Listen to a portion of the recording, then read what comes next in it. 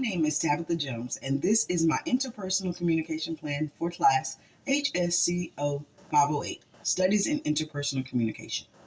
Interpersonal communication is the behaviors and tactics a person uses to interact with others.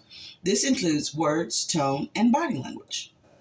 In the first week of class, we took an assessment, personality assessment on Uniquely You to discover our personality types.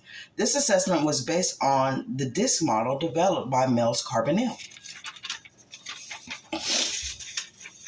In this model, there are four primary types: D, I, C, and S. D and I are active while C and S are passive.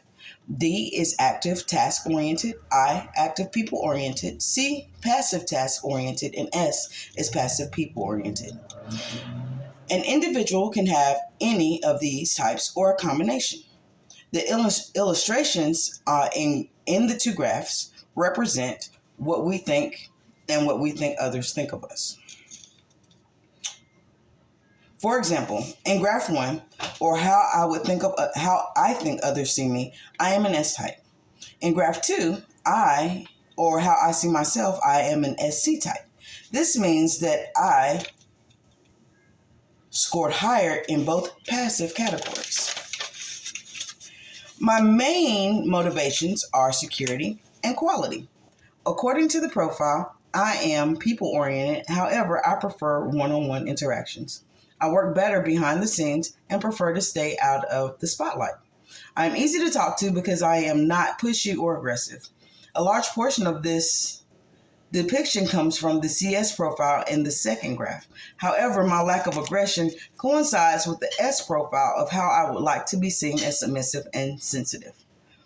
Using self-reflective techniques, I can identify how I communicate according to my personality type and the barriers to effective communication. Communication barriers are language, culture, physical, emotional, and psychological. The meta messages that accompany these barriers are tone, phrases, and body language. In addition to relationship types, all of these factors can hinder effective communication. However, my goals and strategies to improving my communication is to become a grateful communicator.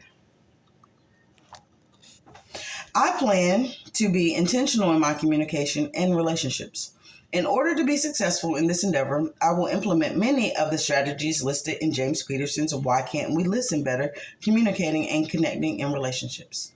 Some of the techniques will include using the talker-listener cards, practicing empathy, and checking my capacity and ability to listen.